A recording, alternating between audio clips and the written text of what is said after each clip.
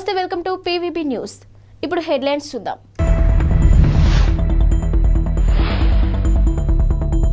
నేడు ఢిల్లీకి వెళ్తున్న రేవంత్ రెడ్డి. ప్రధాని మోదీ అపాయింట్మెంట్ కోరిన సీఎం.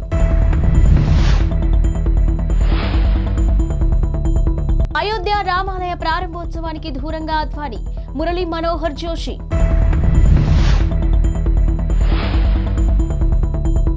మద్యం అమ్మకాలు వినియోగంలో తెలంగాణ టాప్.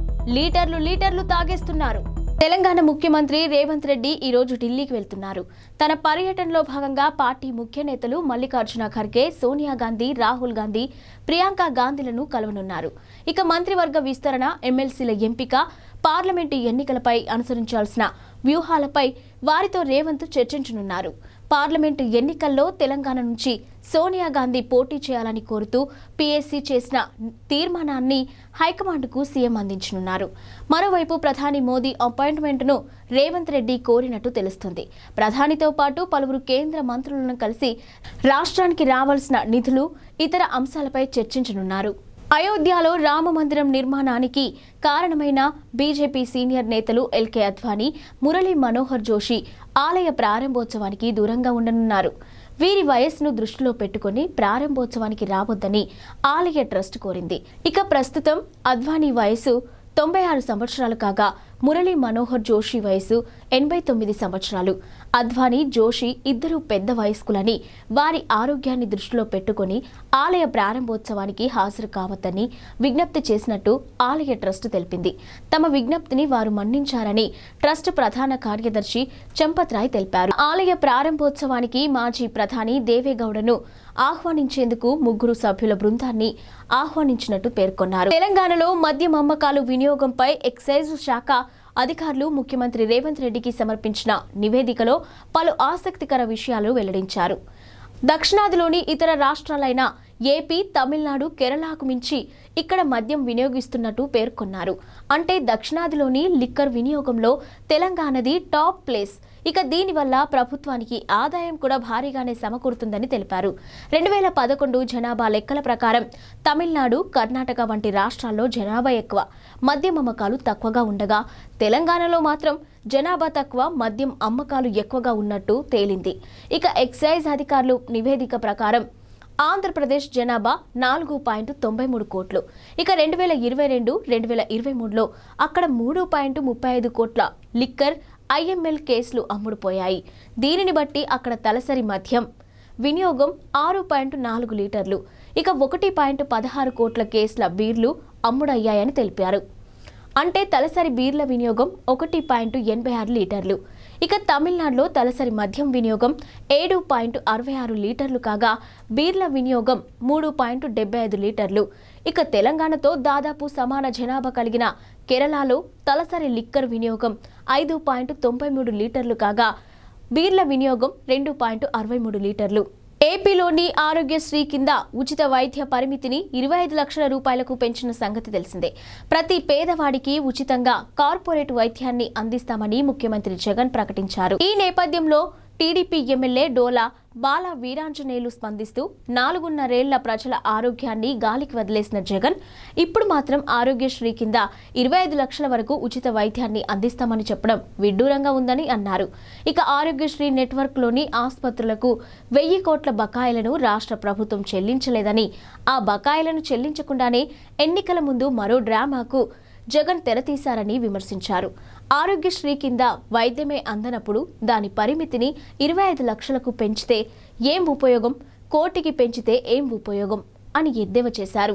అనారోగ్యం బారిన పడి ఆసుపత్రికి వెళ్తే చాలా వైద్యులు వెంటనే సిటీ స్కాన్ రాసేస్తూ ఉంటారు.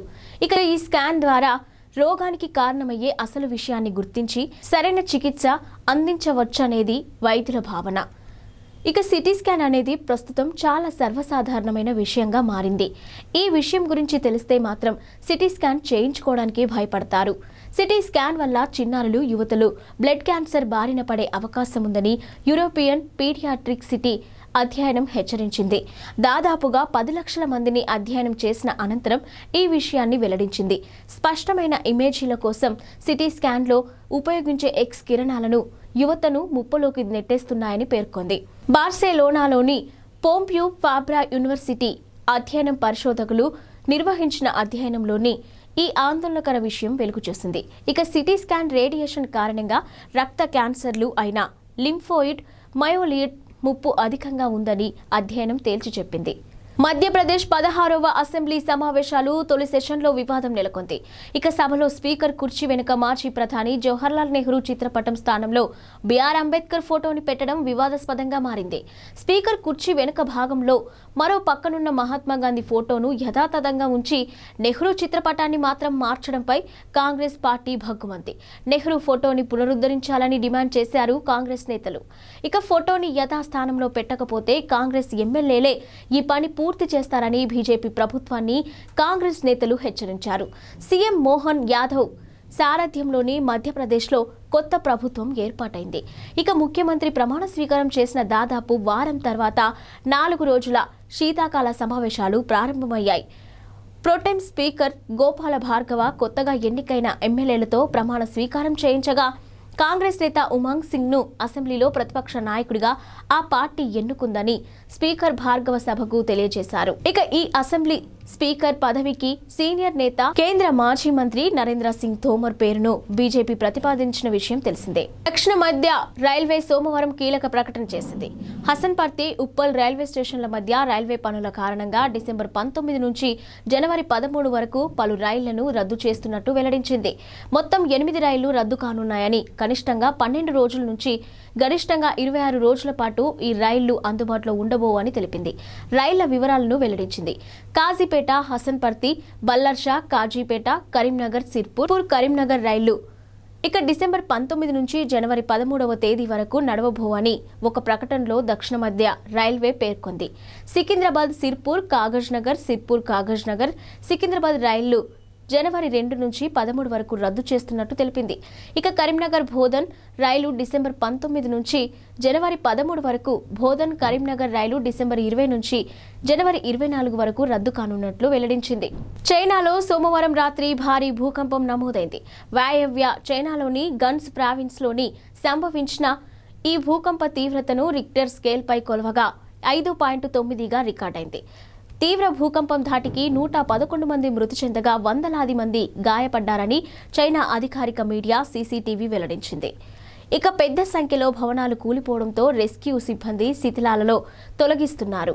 మంగళవారం ఉదయం నుంచే సహాయక చర్యలు మొదలయ్యాయని వివరించింది. గన్స్ ప్రావిన్స్లో భూకంప తీవ్రత ఎక్కువగా ఉందని, ఇక్కడ సుమారు 100 మందికి పైగా మరణించినట్లు ప్రాంతీయ భూకంప సహాయ కేంద్రం వెల్లడించినట్టు పేర్కొంది. ఇక పొరుగునే ఉన్న కింగ్ హైవే ప్రావిన్స్లోని హైడాంగ్ నగరంలో భూకంప ధాటికి 11 మంది మృత్యువాత పడ్డారు. 100కు మందికి పైగా గాయాలయ్యాయి. ఇక ఈ భూకంపం కారణంగా పెద్ద సంఖ్యలో ఇళ్లు కూలిపోయాయని, గణనీయమైన ప్రాణ ఆస్తి నష్టం వాటిల్లిందని చైనా వార్తా సంస్థ జిన్హువా తెలిపింది. ప్రాణాలు దక్కించుకునేందుకు ప్రజలు వీధుల్లోకి పరుగు తీశారని ప్రస్తావించింది. కాగా ఈ ప్రకృతి విపత్తుపై చైనా అధ్యక్షుడు జిన్పింగ్ స్పందించారు. భూకంప ప్రాంతాల్లో అన్ని విధాల సహాయక చర్యలు అందించాలని అధికారులను ఆదేశించారు. కబ్జా ఆరోపణలు ఎదుర్కొంటున్న మాజీ మంత్రి బీఆర్ఎస్ సీనియర్ నేత మల్లారెడ్డి తెలంగాణ హైకోర్టును ఆశ్రయించారు. మేడ్చల్ జిల్లా షామీర్పేట పోలీసులు తనపై నమోదు చేసిన కేసు అక్రమమని, దీనిని కొట్టివేయాలంటూ ఆయన పిటిషన్ వేశారు. ఇక జస్టిస్ సురేందర్ ముందుకు ఈ పిటిషన్ రాజకీయ నాయకుల కేసులను విచారించే బెంచ్ ముందుకు ఈ పిటిషన్ను తీసుకెళ్లాలంటూ రిజిస్ట్రీని జడ్జి ఆదేశించింది. ఇక కేసు విచారణ వాయిదా వేశారు. కాగా మేడ్చల్ మండలం మూడుచింతలపల్లి మండల కేశవాపురం గ్రామంలోని భూములను కబ్జా చేశారంటూ మాజీ మంత్రి బీఆర్ఎస్ సీనియర్ నేత మల్లారెడ్డిపై కొంతకాలంగా ఆరోపణలు వ్యక్తమవుతున్నాయి. ఇక ఇటీవల ఫిర్యాదు అందడంతో పోలీసులు కేసు నమోదు చేశారు.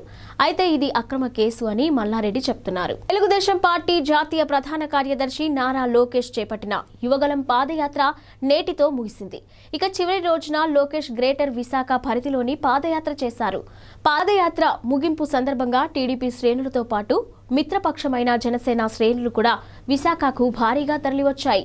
కుటుంబ సభ్యులు, వేలాది మంది కార్యకర్తలు, అభిమానుల వెంట రాగా భారీ ర్యాలీగా గాజువాక, శివాజీనగర్ తరలి వెళ్లారు. ఇక నారా లోకేష్ అక్కడ పైలాన్ను ఆవిష్కరించారు. గతంలో చంద్రబాబు నాయుడు చేపట్టిన వస్తున్నా మీకోసం పాదయాత్ర ఎక్కడైతే ముగించారో ఈ ఉదయం CWC 1 నుంచి ప్రారంభమైన పాదయాత్ర కార్యకర్తలు, అభిమానుల కోలాహలం నడుమ ఉత్సాహంగా సాగింది. 226వ రోజు పాదయాత్రలో లోకేష్తో కలిసి తల్లి నారా భువనేశ్వరి కూడా అత్త నందమూరి వసుంధరాదేవి ఇతర కుటుంబ సభ్యులు అడుగులు వేశారు. ముగింపు కార్యక్రమంలో తల్లి నారా భువనేశ్వరి, నందమూరి వసుంధరాదేవి, టీడీపీ రాష్ట్ర అధ్యక్షుడు అచ్చెన్నాయుడు, మాజీ అధ్యక్షుడు కిమిడి కళా వెంకట్రావు, ఉభయ గోదావరి జిల్లాల సమన్వయకర్త ప్రత్తిపాటి పుల్లారావు భరత్, మాజీ మంత్రులు కొల్లు రవీంద్ర, అమర్నాథ్ రెడ్డి, టీడీ జనార్దన్, వంగలపూడి అనిత, ఎమ్మెల్యే వెలగపూడి రామకృష్ణ తదితరులు పాల్గొని విజయవంతం చేశారు. హైదరాబాద్ లో భారీగా డ్రగ్స్ ను స్వాధీనం చేసుకున్నారు ఎస్ఆర్ నగర్ పోలీస్ స్టేషన్ పరిధిలోని టీఎస్ న్యాబ్ అధికారులు. ఇక భారీ మొత్తంలో డ్రగ్స్ ను పట్టుకున్నారు. ఓ అపార్ట్మెంట్ లో నిర్వహించిన పుట్టినరోజు వేడుకల సందర్భంగా ఇవి దొరికాయి. గోవా నుంచి డ్రగ్స్ తెప్పించి వీరు పార్టీ చేసుకుంటుండగా సమాచారం అందుకున్న ఎస్ఆర్ నగర్ పోలీసులు, టీఎస్ న్యాబ్ అధికారులు సంయుక్తంగా ఈ అపార్ట్మెంట్ పై దాడి చేశారు. మొత్తం 12 మందిని అదుపులోకి తీసుకున్నారు. 60 డ్రగ్స్ మాత్రలను స్వాధీనం చేసుకున్నారు. పట్టుబడిన వారిలో ఐటీ ఉద్యోగులు, ఇంజనీరింగ్ విద్యార్థులు ఉన్నారని సమాచారం. వీరిని నెల్లూరు వాస్తవులుగా గుర్తించారు. ఇటీవల ఏపీ సీఎం జగన్ రాష్ట్రంలో 11 నియోజకవర్గాలకు ఇన్ఛార్జీలను మార్చిన సంగతి తెలిసిందే. పలువురు మంత్రులు కూడా ఈసారి ఇతర నియోజకవర్గాల నుంచి పోటీ చేయాల్సిన పరిస్థితి ఉందని సీఎం నిర్ణయంతో స్పష్టమైంది. దీనిపై ఏపీ మంత్రి రోజా స్పందించారు. ప్రజల్లో ఉంటూ కష్టపడి పనిచేసిన వారికి సొంత నియోజకవర్గం సీట్లు ఎక్కడికి పోవని, వారి సీట్లు వారికే ఉంటాయని అన్నారు. మంత్రుల విషయానికొస్తే తమ నియోజకవర్గంలోని బలంగా ఉంటారు కాబట్టి ఒకవేళ వారిని ఇతర నియోజకవర్గానికి మార్చినా ఆ 2 నియోజకవర్గాల్లో గెలిపించే బాధ్యత ఆ మంత్రులకు అప్పగించడం అనేది అందరికీ తెలిసిందేనని వివరించారు. ఇక ఎవరికైనా ఈసారి ఎన్నికల్లో సీటు లేదు అంటే అది వారి పొరపాటే అవుతుంది. 4.5 సంవత్సరాలుగా మనకు అవకాశం ఇచ్చారు. ఎమ్మెల్యేలు, ఎమ్మెల్సీలు, ఎంపీలు ప్రజల వద్దకు వెళ్లే గడప గడపకు ప్రభుత్వం కార్యక్రమాన్ని గురించి సీఎం జగన్ చిన్నపిల్లలకు చెప్పినట్టు చెప్పారు. నాకు మిమ్మల్ని ఎవరిని వదులుకోవడం ఇష్టం లేదని, మనం అందరం కలిసి ప్రయాణం చేద్దామని చెప్పారు. నా వరకు నేను ప్రజలకు ఇచ్చిన వాగ్దానాలను ఎంత కష్టమైనా నెరవేర్చేందుకు కృషి చేస్తున్నానని పేర్కొంది. ఇక ఎక్కడా ఎవరికి ఇబ్బంది లేకుండా చూసుకుంటున్నానని అన్నారు. ఇక మీరు కూడా మీ నియోజకవర్గంలో మీపై చెడు అభిప్రాయం లేకుండా చూసుకోండి, ప్రజల్లో ఉండండి అని జగన్ చెప్పారు. తెలంగాణలో నూతనంగా పారిశ్రామిక వాడల ఏర్పాటు కోసం ఓఆర్ఆర్కు వెలుపల, ఆర్ఆర్కు లోపల 500 నుంచి 1000 ఎకరాల భూమిని గుర్తించాలని ముఖ్యమంత్రి రేవంత్ రెడ్డి సోమవారం అధికారులను ఆదేశించారు. ఆ భూములు కూడా విమానాశ్రయాలకు, జాతీయ రహదారులకు 100 కిలోమీటర్ల లోపు ఉండేలా చూడాలని సూచించారు. రాష్ట్ర పారిశ్రామిక అభివృద్ధిపై సోమవారం సచివాలయంలో ఉప ముఖ్యమంత్రి మల్లు భట్టి విక్రమార్కతో కలిసి ముఖ్యమంత్రి ఉన్నత స్థాయి సమీక్ష నిర్వహించారు. ఈ సందర్భంగా రేవంత్ రెడ్డి మాట్లాడుతూ పరిశ్రమల కోసం సేకరించే భూములు బంజరు భూములై ఉండటంతో పాటు సాగుకు యోగ్యం కానివి అయి ఉండాలని పేర్కొన్నారు. రైతులకు ఎలాంటి నష్టం లేకుండా, కాలుష్యం తక్కువగా ఉండే విధంగా అభివృద్ధి వికేంద్రీకరణ జరుగుతుందన్నారు. అదే సమయంలో పరిశ్రమలకు కేటాయించినప్పటికీ ఉపయోగించకుండా ఉన్న వాటిపై పూర్తి నివేదిక ఇవ్వాలని ఆదేశాలు జారీ చేశారు.